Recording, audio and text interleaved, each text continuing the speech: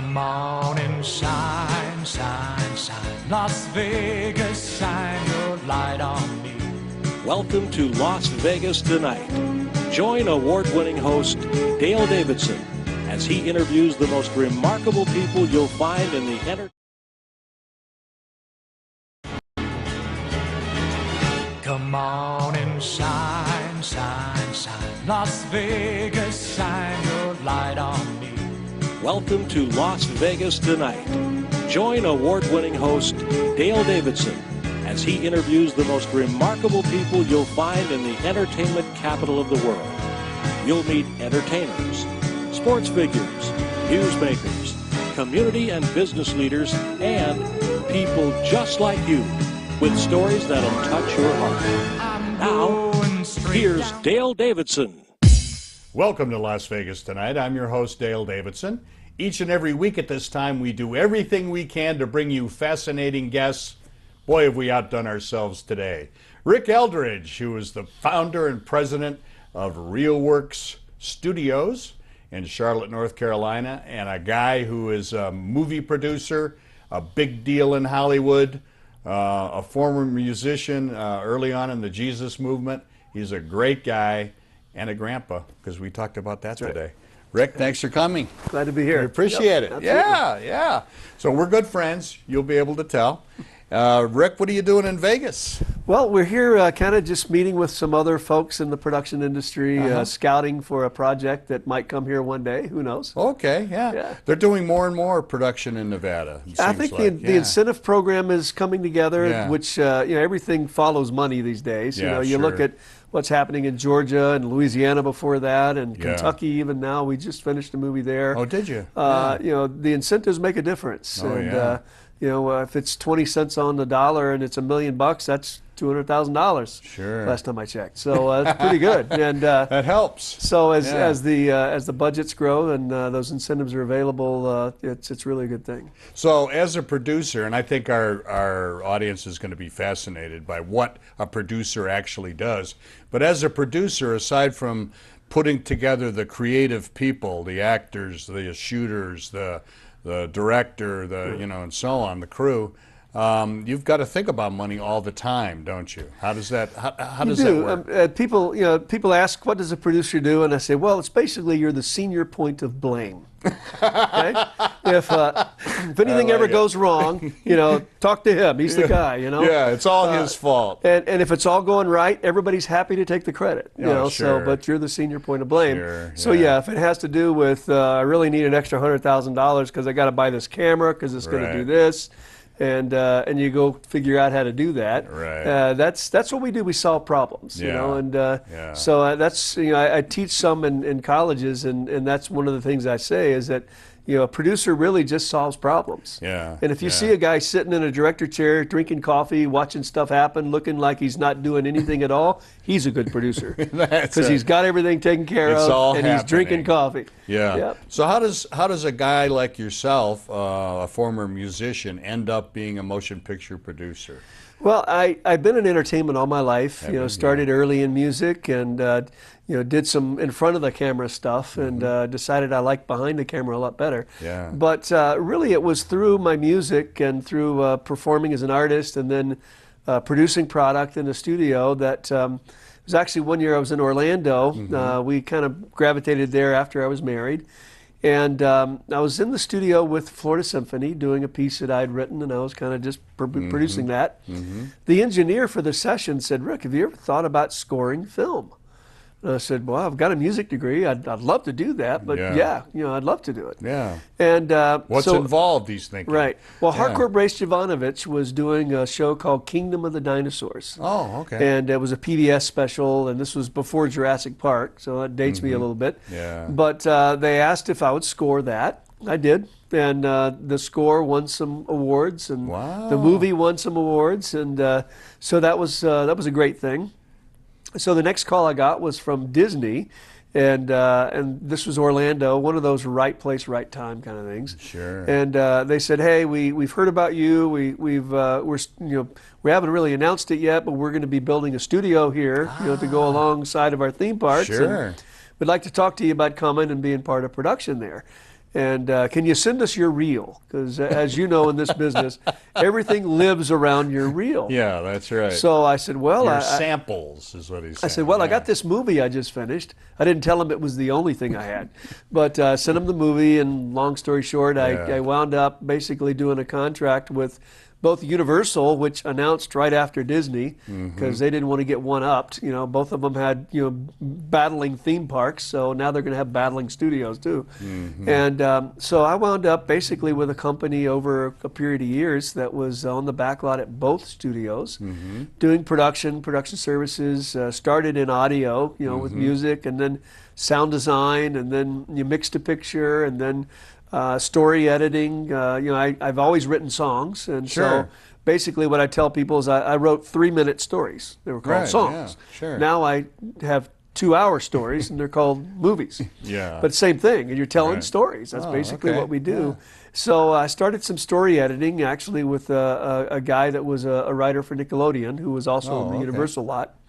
And that led to my first show, which was a show called Check It Out, and I just kind of grew from there to do what I do. And then once I sold my companies at Universal, I moved back home to Charlotte, and that's when I really decided to do my own stuff, to do my own thing. And that was really kind of a time of really learning and growing, because you've sold your company, your identity's built around this thing that you do and this studio that you work in, and now I'm back in Charlotte, and what am I going to do with myself? And I read a book by Bob Buford called Halftime. Oh, okay. And Bob was a Texas broadcaster, had stations all over the, very, very successful. And he sold his companies and found out that his entire identity was built around being a TV mogul, and now he wasn't anymore. So, what am I going to do with myself? And so he found himself depressed and, no identity, wondering, who am I? And so he wrote this book, Halftime, with the analogy of football. Basically, it's halftime. We're either winning 20-0 or we're losing the game, whatever it is. But it's halftime, and that's when you go in and you say, what are we going to do to finish well? What are we going to do to make a difference to win, to win the game? And so that analogy basically led him to what he steamed from success, which he had had a lot of that, to significance. What am I going to do to make a difference? And so reading that book really had a major impact on my life, because I was at this period of time myself where my identity was, hey, I'm a producer at Universal Studios. I got studios in the backlot. I'm a pretty cool dude. And to now living in Charlotte, which had absolutely no production, and wondering what I was going to do with myself. So that all led me to really create product that was going to make a difference, and use the opportunities to. I built a lot of relationships, through the industry, and so I knew a lot of people at the studio level, and so we kind of turned that into what became our studios, which now we have about over 100 products in the marketplace. Wow! From kids animation all the way through major features. That's fantastic. So you are a big deal. I don't know about that.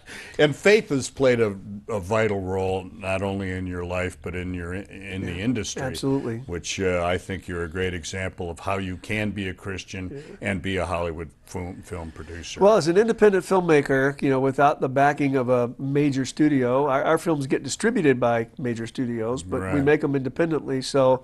Every movie is a step of faith, you never wonder, is all the money going to come in? Is everything going to work out right? Is it going to rain today? I mean, at every step along the way, it's a step of faith, and God's really been faithful. You told me a fascinating story once about when you were in Orlando, you were presented with the opportunity of working for Fox, I think it was, wasn't it, to do a lot of their prime time product when they first came on the market. It's one of their shows, right? And yet you because of your faith took a stand, and I think people would really be fascinated by how that all turned out. Well, it's really actually what got me to the backlot at Universal. Universal was actually involved with several shows for the network, just 1 hour dramatics for Fox. And so I had I was asked to work on production on one of the shows, and I would have become an employee of the studio at that point to do the show. And I thought about it. I looked at some of the other things that were coming through the studio, and I said, I really, this would be a great show. And it's a new business here in Orlando, and things are pretty amazing. And I'd be a fool not to do this. But I'm not sure about the next show and the next show and the next show. Right. And if I'm your employee, you're going to tell me what to do. And if I'm going to be employed, I have to do it. Right. And I'm just not sure I can. So I walked away.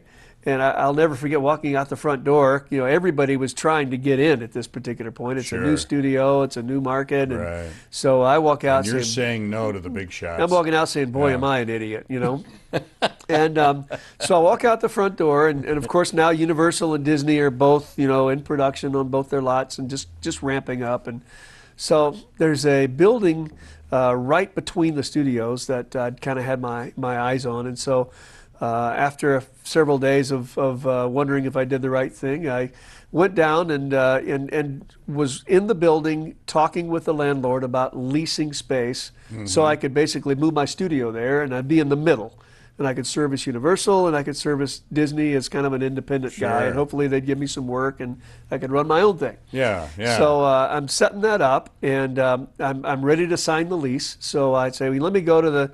And at these days, we didn't have phones in our pocket. They were either in our car if we could afford it. Yeah. But so you had a big brick cell phone? Yeah, boy, I did. Yeah.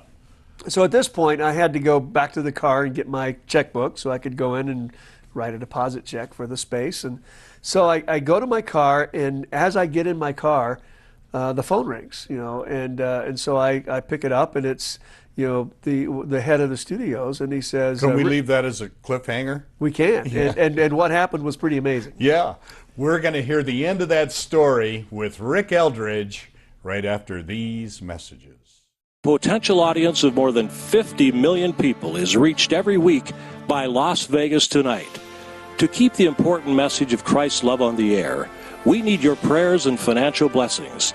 Please send your tax-deductible gift to Dale Davidson Ministries, 9030 West Sahara Avenue, number 255, Las Vegas, Nevada, 89117. For a donation of $25 or more, we'll send you a copy of Dale Davidson's new book, Las Vegas Tonight, From Sin City to Vegas Saints. You'll love these inspiring stories of Las Vegas Christians who are changing the world. Or donate to the ministry, or order Dale's book by going to vegassaints.org. That's vegassaints.org. Or call us today at 702-480-3989. That's 480-3989. God bless you. Hello, I'm Dale Davidson. I hope you're enjoying Las Vegas Tonight. The guests we've had on the program are wonderful examples of Christians who take seriously Christ's command to love one another. In addition to the hundreds of television stations across the United States now carrying our show, we have been presented with the outstanding opportunity to bring these inspiring stories to people around the world. An international satellite network in the Russian and Ukrainian languages has asked us to provide them with episodes to be broadcast to millions. To make a gift to support this very special effort, please send your check or money order to Dale Davidson Ministries, 9030 West Sahara Avenue, number 255, Las Vegas, Nevada, 89117. To use your credit or debit card, call 702-480-3989. Thank you, and God bless you. Drawn by the lights, glamour, and opportunities in Sin City, they come from all over the world, searching for their chance to be a pretty woman, a success, or maybe just to have a better life. Be somebody. What happened after they got here is literally changing the world. From the story of Tommy Scott, a former gang enforcer turned Christian evangelist, to the Hookers for Jesus Outreach Ministry, to the heart-wrenching story of Arturo Martinez and his heroic act of forgiving the man who assaulted and murdered his wife and 10-year-old daughter. Las Vegas Tonight presents an extraordinary depiction of Las Vegas as a city of transformation, from Sin City to Vegas Saints. Las Vegas Tonight, From Sin City to Vegas Saints, a collection of true stories of transformation. People whose lives were transformed, and people who are now transforming the world. Welcome back to Las Vegas Tonight. I'm your host, Dale Davidson. We've got a fantastic guest with us, Rick Eldridge, who is the president and CEO, is that what you are? Of Real Work Studios in Charlotte, North Carolina. He's a motion picture producer. He came up in music. He's a Christian guy, and we're going to talk about that. And he's a great friend. Thanks again for coming. Absolutely. We left him hanging, which is always good. That's a good technique, isn't it? That is a good thing. Right. Come back and hear the end of the story. And you were talking about a really interesting thing that happened to you in Orlando. Let's pick it up from there. Right. Well, I was, talking about leaving, after deciding not to work on this particular project with a company and getting studio space down the street so I could service both Universal and Disney. And I was ready to sign a lease. I went to my car to get my checkbook and go back up and give them a deposit. And now as I was there, the phone rings. And it's the executive at the studio, and he says, "Rick, where are you?" "Where are you?" I said, "Well, I'm right down the street. I'm going to sign some space here and be able to do some business with you, I hope." And he says, "Well, have you done that yet?" And I said, "No." He says, "Well, come back before you do. We want to talk to you." And I said, "Well, now?" And he says, "Yeah, right now. Can you get here right away?" And so I called upstairs and told the leasing agent, I said, "Hey, I just got a phone call. I got to go down the street real quick. I'll be back."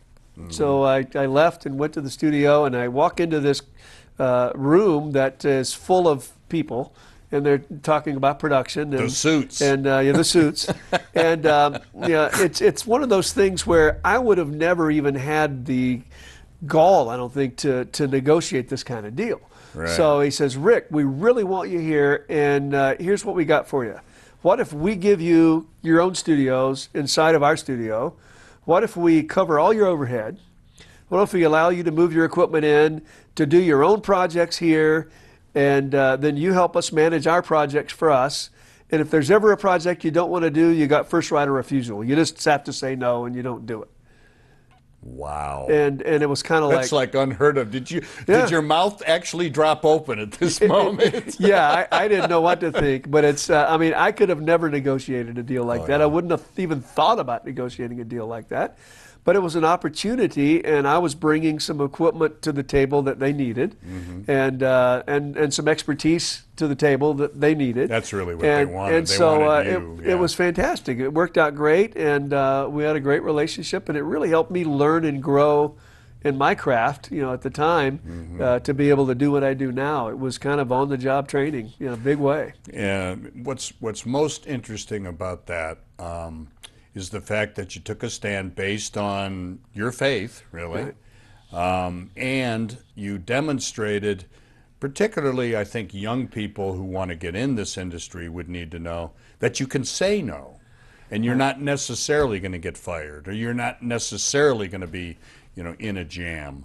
I think what you have to realize, and it is a scary thing. I deal with a lot of actors that they don't want to be blacklisted. They don't want to be said, he's a Christian, you don't want to talk to him, or he's this or that.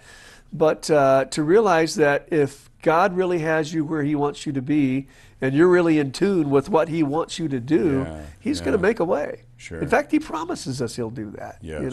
Yes. And so I walked in faith. I have a wife and a family and a mortgage and all this stuff, and I'm out there saying no to a great opportunity. I'm thinking, boy, that's a pretty stupid thing to do. But it worked out to where God just, he tells us he'll provide our needs. Yeah. And he'll give us the desires of our heart. Yes. He did both of those things. He provided for my needs and gave me the desires that I had to use the talents and abilities I had, in a place where I could be salt and light, and I could, hopefully make a difference in people's lives. Oh, that's so great, Rick. Let's talk about your faith. When did you come to Christ? I was 16 years old when I made a strong commitment to the Lord. I'm a Baptist boy, so I, like all young Baptist boys who grow up in the church, and I had back when I was doing that, they used to give you like pins every year for not missing Sunday school. Right. And so I had 17 of them. So, Wow. which means 17 years You never I missed a didn't miss Sunday. a Sunday. I was there. If we were on vacation, we went to church somewhere else, and I was able to bring that back and say, "Yep, I'm still on the list." Yeah. But and then when you're 12, as a young Baptist boy, you go down front and you get baptized, and that's just what you do. Yeah. So I had all the routine thing going on, and so it was all the right stuff. But I think it wasn't the right heart. It was just kind of like, well, this is what I do. This is who I am, and part of the culture. Part of the culture. But at 16, I was a musician. I was playing rock and roll music, and I had great ambitions of stardom, and so we had this guy who came to our high school, and he did kind of a drug thing, concert, and he'd talked about anti-drug thing, Right. and so I went to the thing because I had to. It was part of our school program and in the school auditorium, and then he said, "We're going to be back tonight and talk about some more stuff. If you'd like to come back, come on." And so a few of my buddies kind of drugged me along, and we came back that night, and he continued to play. I liked his music, but then he started sharing his faith and sharing kind of where he had been with drugs and where that had taken him down a road, and he had like a one-hit wonder kind of a thing, song, and so I'm thinking, well, that's where I want to be. That's what I want to do, but look where it took him, and I was smart enough, and maybe this was that young 12-year-old baptism thing that was kind of kicking in and saying, you really don't have to go through all that, and so I that particular day I gave my heart to the Lord and said, well, if I can not have to go through this stuff, then God, you use the talents and abilities I've got, and I'm going to give them to you. Wow. And that's what I did. That's fantastic. Yeah. Where did you live then when you were growing up? I was in a little town called Mount Holly. It's a mill village. Textiles were the only industry, and so North it was Carolina. North Carolina. My goal in life was to get the heck out of there, quick as possible. And it was kind of Mayberry, and you wanted to be in the big time. Well, my family had all kind of, a lot of my grandparents and my mom and dad even had spent time in the mill, and I wound up doing that too. I worked a few jobs in the mill right out of high school. I was loading trucks on the back loading dock of textiles, and that's what I did. And so I didn't want to be there the rest of my life. So my desire was really to let God take me somewhere. Did you immediately go off to school, or what did you do? Went to school. I was the first one in my family to go to college. Oh, that's great. Again, we were kind of, we didn't know what we didn't have, but we didn't have a whole bunch, but our parents sacrificed to give us everything that we had. And so I got a music scholarship to go to college.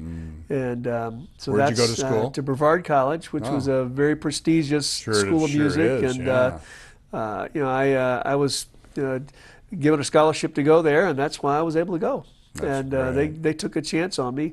I was actually the very first semester I was on the dean's list, but it was the wrong dean's list.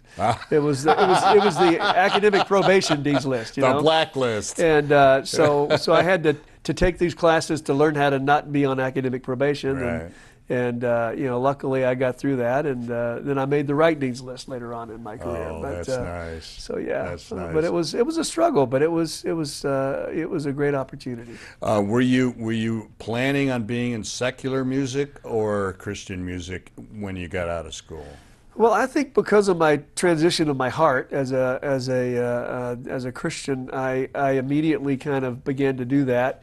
And I wrote that very night. I wrote my first Christian song. Really? And I actually later recorded it on my first album. Wow. And it's called Testimony. Wow. And it's just a song about my change in my life. And it was neat. So that began part of my journey to be able to write my own music and do my own thing. Well, I find that era to be fascinating, and we talked about the Jesus movement. And you were well known. You were a star in those days, and you were involved with Maranatha music at the time. Yeah, I did some things. I did the kind of the Maranatha tour circuit, and I tell people that my first album, Peace, was actually CCM magazine didn't exist then. It was a thing called Harmony magazine. Oh, okay. That was kind of the Christian magazine of somebody in their basement in New Jersey, printed this thing. And I don't know how many albums were out, but I made the top 10 album of the year with my first release. Wow. I usually tell people that there were only 10 albums released, and so it was pretty easy to make the top 10. We know better. But that was kind of my early beginnings, and it was really early beginnings of Christian music, and it was fun times. Oh, Chuck Smith was kind of leading the charge, and he was. Not only in fostering that kind of music, but bringing young people in, who were described as hippies in those days, but they got high on Jesus. What a great time. It was an amazing time. I got to play at Costa Mesa, Calvary Chapel, Costa Mesa several times, and where Chuck Smith they had their was, Saturday night concerts that I heard these phenomenons of people that would just wait in line around the building to get in and grab a seat, and then they'd have to close the doors and turn people away because there was not enough room. There was such a hunger, and to be able to experience that was pretty amazing, And I remember the first time I was there, I actually was outside with the crowd. I wanted to see that. I'd never seen that kind of a zeal for God. It was a neat time. Wow, and what a revival that became. It really became a revival. Yeah. We'll be back with Rick, and we're going to talk about his motion pictures, television work. We might cover a star or two. Who knows? We'll be back with Rick Eldridge right after this. Potential audience of more than 50 million people is reached every week by Las Vegas Tonight. To keep the important message of Christ's love on the air, we need your prayers and financial blessings. Please send your tax-deductible gift to Dale Davidson Ministries, 9030 West Sahara Avenue, number 255, Las Vegas, Nevada, 89117. For a donation of $25 or more, we'll send you a copy of Dale Davidson's new book, Las Vegas Tonight, From Sin City to Vegas Saints. You'll love these inspiring stories of Las Vegas Christians who are changing the world. Or donate to the ministry, or order Dale's book by going to vegassaints.org. That's vegassaints.org. Or call us today at 702-480-3989. That's 480-3989. God bless you. Drawn by the lights, glamour, and opportunities in Sin City, they come from all over the world, searching for their chance to be a pretty woman, a success, or maybe just to have a better life. Be somebody. What happened after they got here is literally changing the world. From the story of Tommy Scott, a former gang enforcer turned Christian evangelist, to the Hookers for Jesus Outreach Ministry, to the heart-wrenching story of Arturo Martinez and his heroic act of forgiving the man who assaulted and murdered his wife and 10-year-old daughter. Las Vegas Tonight presents an extraordinary depiction of Las Vegas as a city of transformation, from Sin City to Vegas Saints. Las Vegas Tonight, From Sin City to Vegas Saints, a collection of true stories of transformation, people whose lives were transformed, and people who are now transforming the world. Welcome back to Las Vegas Tonight. We're very pleased to have with us Rick Eldridge, who is the president and CEO of Real Work Studios in Charlotte, North Carolina. He's a motion picture producer, he's a musician, he's a dad, he's a Christian guy, and we serve together on the board of Media Fellowship International. Let's talk about MFI for just a second. I've been with Pastor Bob Reith and Media Fellowship for about 25 years now. I think you've been with them about that long too, yeah.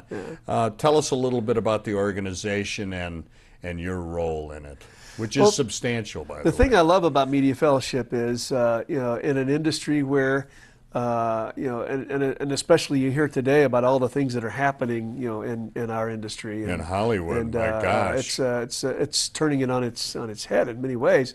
But Media Fellowship really serves as more of a chaplaincy than anything else. Yeah. Where, Bob has really had a ministry that's, rather than being big public, large crowds, it's more one-on-one. Yeah. behind and, the scenes, behind talking the scenes, to and movers and shakers and Right. people up and down the. But over the road, years, yeah. I think Bob has, in his pastoral way, gained a confidence to where people can call and say, "Hey, I really got to talk to somebody," Yeah. and know that they can pour their heart out, they can share the things they're dealing with, they're struggling with, and know that it's not going to show up in the news the next day. Right. Which is really the Really an paranoia issue. Oh, yeah. for these guys. Hollywood And, Reporter. yeah, it's like I have nobody to talk to, and Yeah. that's kind of how they felt. And so Bob's really been that go-to for many people, and Yeah. and God's really used him to speak to the hearts and lives of, over the years, hundreds and hundreds of people that Yeah. are making a difference in our industry, and reaching millions of people through the work that they do. Yeah, it's an ambitious ministry. Really to try is. to reach this segment that is so well known around the world, Hollywood movies. Right. And of course, we have chapters all over, including here Right. in Las Vegas. And it seems like every year now you're producing the annual Praise Breakfast. Right. That's a lot of in fun. Beverly Hills, and you look out and see faces that you recognize from the silver screen and from Right. television, and you meet people that you just didn't even know were Christians, perhaps, and those who are very upfront about it.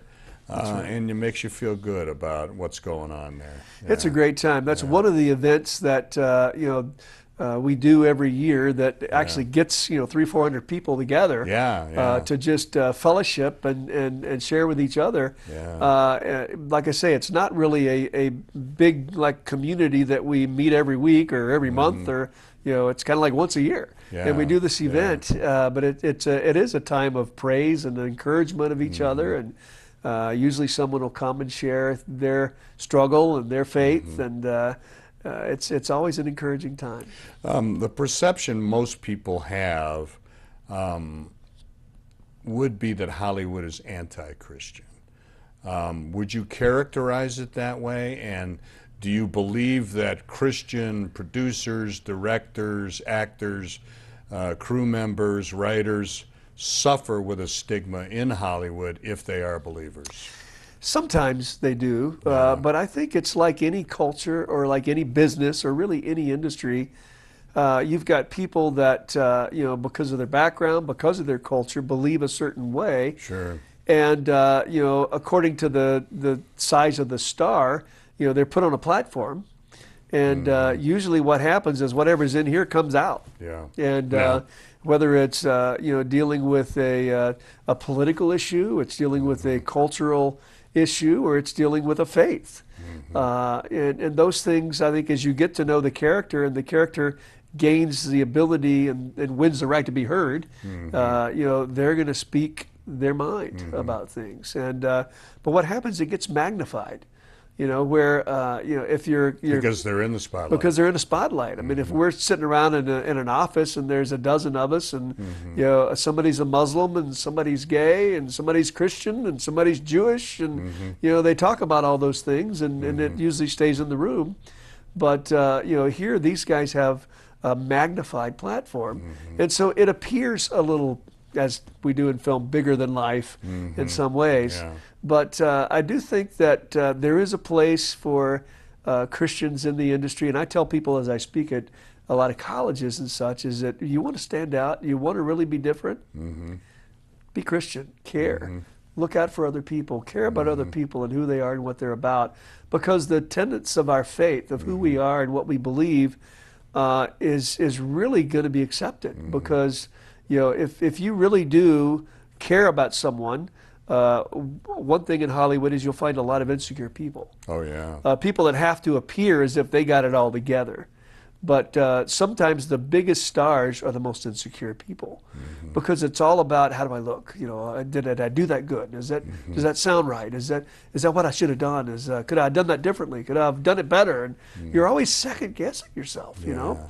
And so there's an underlying insecurity.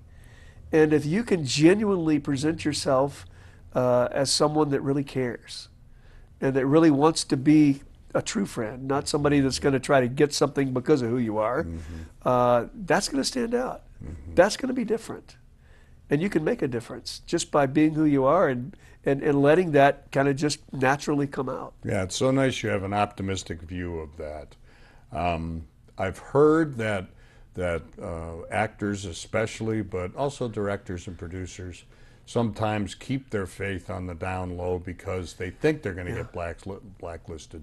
Is that a true fear, or are they overdoing it? I think maybe at one point it was a bigger fear than it is now. I think more and more as there's a lot of films that have come out very openly, and actors now that are beginning to do more faith-oriented film than ever before. So I think it's probably not as much as maybe it once perceived to be. But I remember doing a project years ago. It was an animation.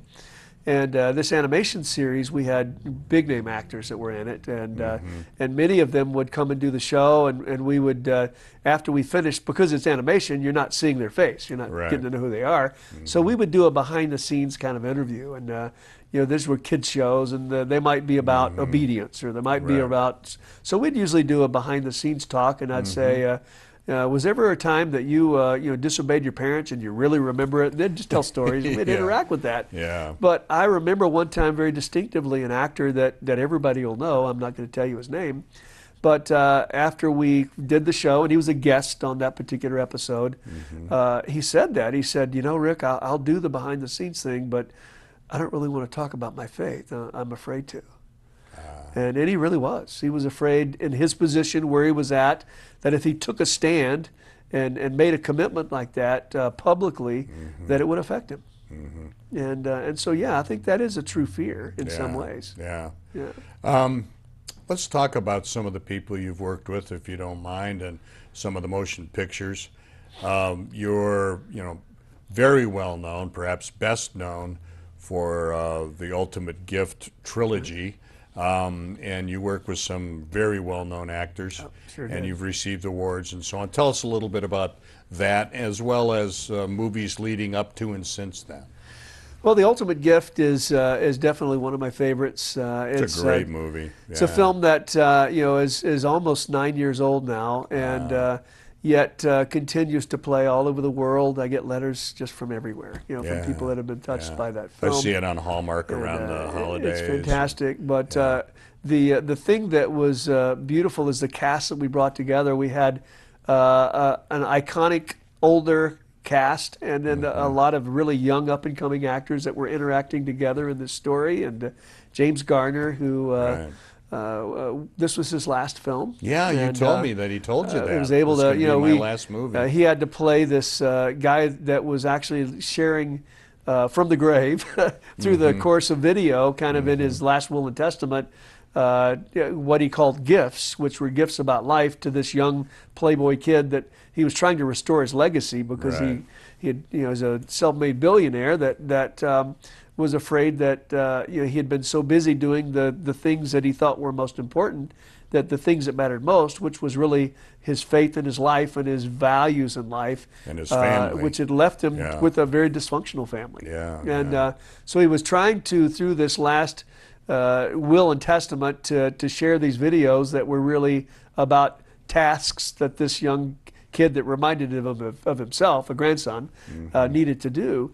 And so, he would do these videos about these little, gifts, the 12 gifts, which led up to the ultimate gift. Of course, the kid says, "Hey, I'll do anything for the money." The guy's a billionaire, So that was the story, And of course, at the end of the day, the kid does realize that there's more to life, and so the legacy's restored and all of that. But James Gardner finished his work on his last particular scene and walked out and put his arm around me and said, "Rick, I think this will be my last movie. He says, unless they do Grumpy Men 3, because I won't have to work." And but he was just such a gracious man, and such an honor to be able to work with someone like that. Yeah, and you had a couple other pretty big names and an up-and-coming young female star, right? Right. Abigail Breslin was in that movie, and she almost stole the show. Oh, she did a great job. She's a phenomenal actress. She was 12 years old when she came to us, and she never missed a line. She was right there on spot, and I knew then. I said, "This girl's going to be something." Yeah. And she really was. She did a fantastic job for us. That's wonderful. Yeah. We're going to take another brief break. We're going to come back and talk about the other two movies in the trilogy and some others that Rick has done. I think you'll be fascinated by this. We'll be back with Rick Eldridge right after this. Welcome back to Las Vegas Tonight. We have Rick Eldridge with us. Rick is a big deal movie producer and a Christian and a great family man. Let's talk about your family for just a second before we get back to movies. You got a fine family and a Buckeye for a wife. And Krista, she's an Ohioan, which she and I share. Right. Talk about your kids and what they're doing. Several of them are in the industry. Yeah. I have 6 children. Yeah. And my wife was a model and was working as a kind of the face of Cardo Cosmetics in Palm Beach when we met. Yeah, beautiful gal. And she decided she wanted to be a mom. And she wanted to not work and wanted to follow me around. And I don't know why, but she did, and I'm sure glad she did. So we had 6 children. Lucky guy. And we have girls on the ends, bookends, and 4 boys in the middle. Wow. And tell us about each one. It's been great. We, most of them, all but one were born in Florida when I was at Universal, and so they kind of grew up on the studio lot, so they couldn't help themselves. Nickelodeon was on the Disney lot, on the Universal lot, and of course we were doing Mickey Mouse Club and Adventures in Wonderland on the Disney lot. You were producing the Mickey Mouse Club. I didn't produce that, but I actually worked on the show. Okay. But anyway, the cool thing was, because we lived in a neat neighborhood, we had 6 kids, and there were probably 30, 40 kids, by the time they all got together in the gang. That's great. And so when Nickelodeon needed extras, they would call Rick. Just call Rick. He's got a dozen kids. You can get him out here anytime.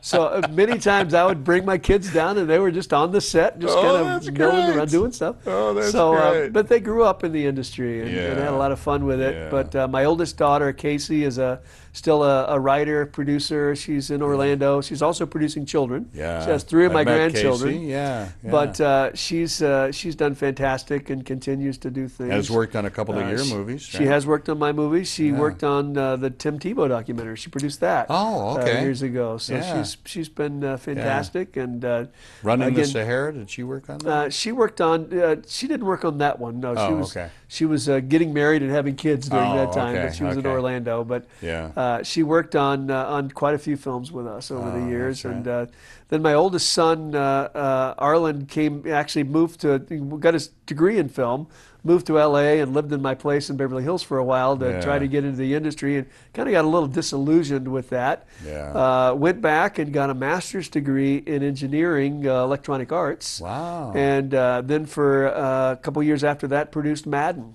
for EA Sports. Yeah, sure. Produced the Madden game. I remember that, which was fantastic. Just this past year, he moved to New York. He was recruited away from EA by a company called Rockstar Games, and he's now a senior producer at Rockstar, which is a phenomenal job in New York. So he's 33, single, living in New York. What's got bad a about that? Fantastic job. What's bad about that? Love it. So my other sons, Randall is probably the most talented musician of the bunch as far as a singer-songwriter, but he's a doctor. And he went to med school and met his wife there at Temple University. And that's great. So they are and he was one of my principal actors in the Storykeeper series that we released many years ago. As a young kid, he was a kid actor, and just had a great voice and a great laugh and a great attitude. And so he's done a lot of acting, a lot of things like that, and still does, and still toys with writing and singing and playing. But takes care of people in his real life, he's a doctor. That's great. And so that's Randall. Roland is doing a lot of script doctoring and writing as well, and also a musician. And he's a consultant. He right out of school went to work with Accenture, and now he's with North Highland as a kind of a consultant manager in finance and business. But he's at his heart, he's a creative too, very much so. I think they all are. They were cursed. They were definitely cursed. They got the genes. But so that's Roland, and then Rodney is my probably my consummate creative. He He's done a lot of recording, a lot of touring, and released a few CDs as an artist and phenomenal singer. I love his music. He's also a producer. He produces a lot of commercials. Really? And, Wow. He had 2 Super Bowl commercials last year. Wow, that's so, not nothing. Pretty big time stuff. Yeah. And so but he does a lot of commercial work and is just in the last few years started as a production coordinator for some feature film. And that's great. so he's done a lot of work with a Christian network called INSP. Oh, yeah. He's done their last I know 4 them. movies. Sure, so sure. he's been working with them a little bit, and of course he works on my sets when we have film too. So we bring him on board. So That's he's great. probably the most active, in the industry. In the and industry he right loves it. now, yeah. And then my youngest daughter, Kara, went to broadcast school. Oh, okay. And I think her goal in life was to be a DJ. And she actually had an online. Nothing wrong with DJ that. I thing. started doing Yeah, that. I know. But so she's just in the process of going back to finish that. So. Oh, okay. She loves music and just. Knows words to every song, as obscure as it might be. She'll know it, and Wow. so she's just kind of in that world. And they all, like I say, they were cursed by being creative, or at least being around a dad that was. And so it's been fun. But we have a house full of musical instruments and a mom that just promotes it. And so I have a great guitar collection. I know you do. And I have Yeah. a great wife who lets me buy my guitars and never argues with me about it. Yeah. In fact, last time I was in Vegas, I bought a guitar from Chumley. Wow, Which is kind of fun. That's we great. went to the pawn. Gold and silver pawn Yeah, we shop. did. Stars of Pawn Stars. And so they had this guitar hanging on the back wall that was kind of a little bit of an iconic, blues rock guitar. And Wow. I got it for half what they were asking. So I think I did a pretty good deal. Okay. On that one. Will it But, be an episode on the show? I doubt Did it. they tape it? No, they didn't tape it. No, cameras were not rolling. Yeah. But it was fun. But I did get a picture with them, Oh, so that's I got great. my arms around them and with the logo and all. That's but great. That's great. Guitar in hand, so I got the proof. That's wonderful. But yeah, it's fun growing up in that environment, and it's always good to be able to listen to my kids as they kind of give back of their heart through their music and through their Yeah. life and through the work that they do. Well, I've always said that the most important job any of us have is that of parent. That's right. And you and Krista have been wonderful parents to those kids, and hearing those success stories, you have to be proud of the way they've turned out.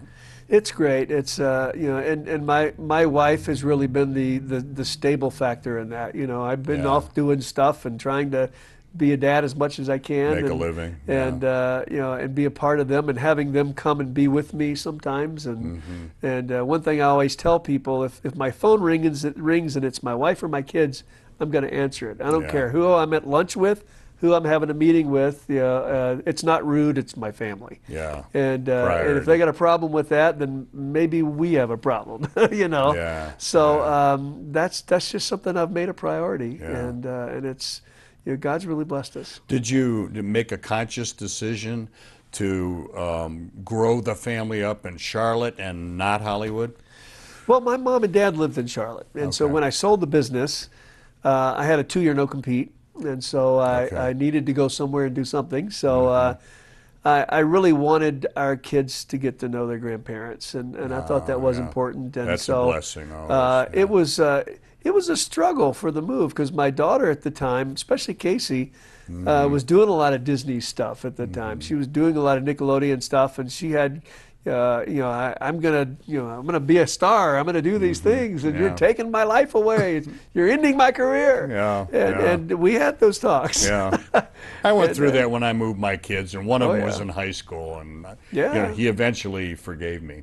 Yeah, but in the end, it was a great move for everybody, and I think it was certainly worth it. And, That's wonderful. 4 of my kids still live in Charlotte, so that kind of says a lot It right does. there. It does. And yeah. we have Orlando as my oldest, and then my oldest son is in New York. But it's been a big part of our life. That's wonderful. And Charlotte's kind of grown up with us. So Oh, it sure it's a has. great town. Boy, We love it. that's also an entertainment center nowadays. Absolutely. And a lot of production going on there, particularly with your studio. We love Charlotte. And speaking of your studio, let's talk a little bit about movies and how people can get some of your movies and your television projects, which you've done a lot of. And you're an iconic producer, particularly I think in family entertainment, if we can call it that. But talk a little bit about some of the movies you've made and how our people can out there and around the world can get them.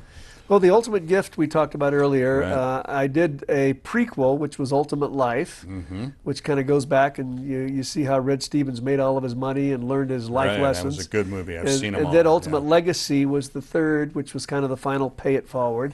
And we added some neat actors to that. We added Raquel Welch to the Legacy. I saw that. And, Yeah, she did a and good job. Peter Fonda came and worked with us on Ultimate Life. But Yeah.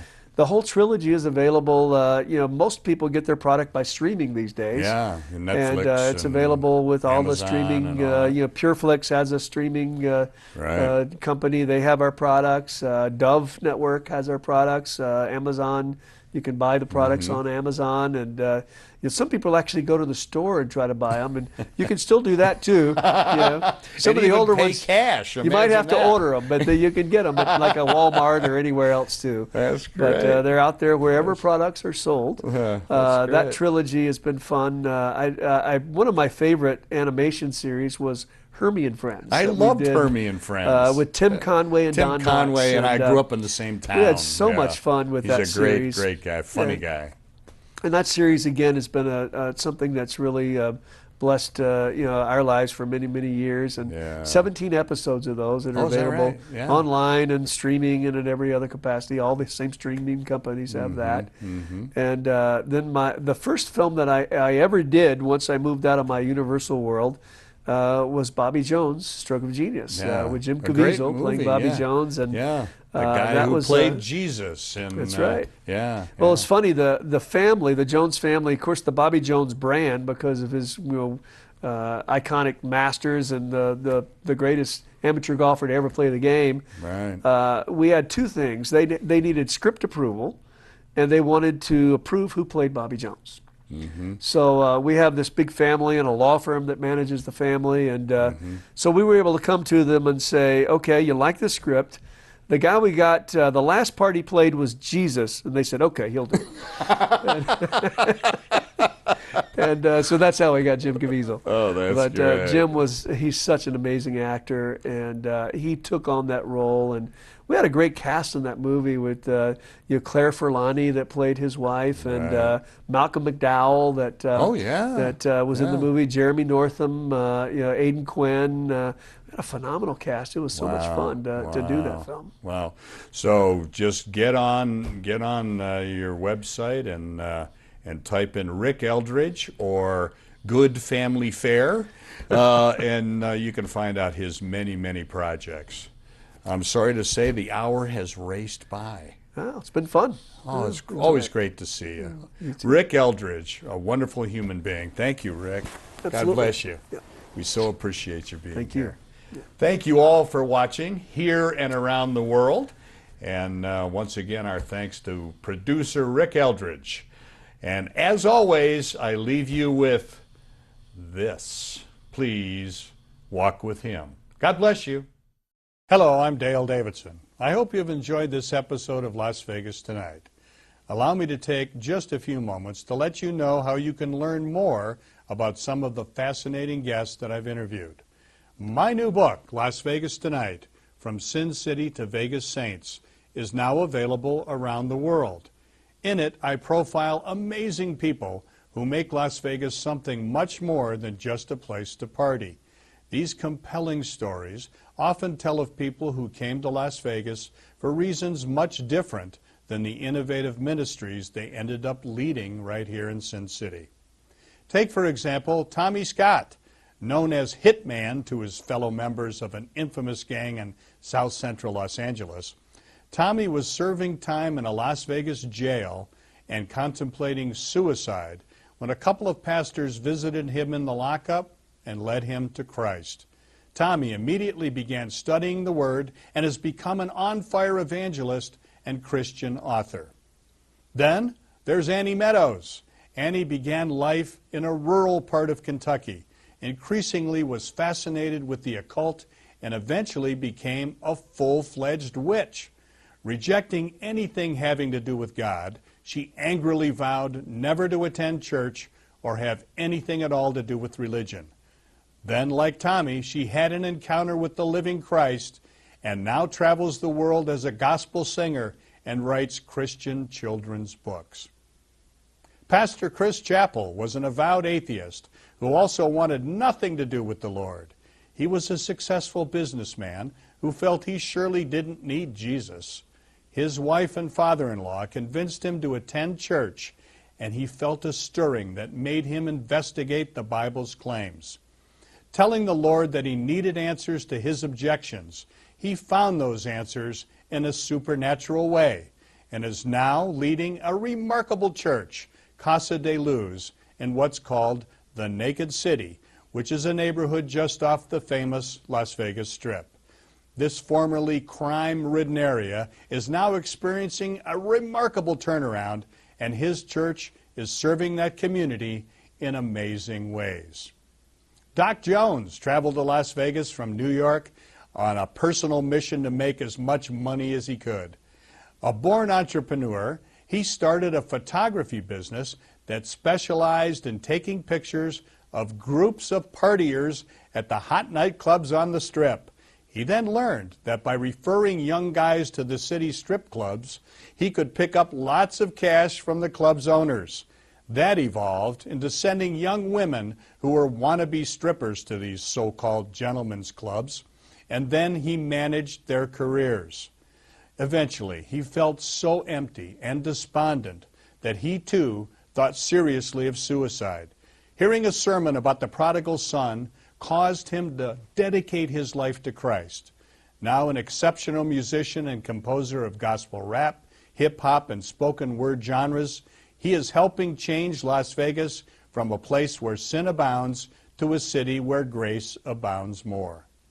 Pastor Clegg Seth was an aspiring actor and screenwriter in Hollywood and a strong Christian who wanted to make a real difference for Christ in the entertainment world. But the Lord called him to establish a crisis hotline for runaway teens who were coming to Hollywood to pursue their silver screen dreams. He then started halfway houses for men and women with substance abuse and other problems. He also helped set up a similar men's home in Las Vegas. At one point, he developed a gambling habit, but the Lord delivered him from that problem, and he now devotes his life to sharing Christ with men in prison, serving seniors in a church setting, along with visits to nursing homes and hospitals. He has continued his quest to influence Hollywood through a ministry called the Christian Studio. I personally really look up to Clegg Seth as a model of how a Christian should live and serve others. He truly is one of the Vegas saints. Read these stories and more in this 226-page book, Las Vegas Tonight, From Sin City to Vegas Saints. You can get your copy in several different ways. Go to my website, vegassaints.org, or order it on Amazon.com or BarnesandNoble.com. It's just $15.99 plus shipping. For more information or to make a donation to Dale Wynn Davidson Ministries that will help us keep this program on the air, please call 702-480-3989. Or you can write to us at Dale Wynn Davidson Ministries, 9030 West Sahara, Suite 255, Las Vegas, Nevada, 89117. And thank you so much for watching Las Vegas Tonight. You've been watching Las Vegas Tonight with Dale Davidson. Send your tax-deductible gifts to Dale Davidson Ministries, 9030 West Sahara Avenue, number 255, Las Vegas, Nevada, 89117. Or call 702-480-3989. Thanks for watching.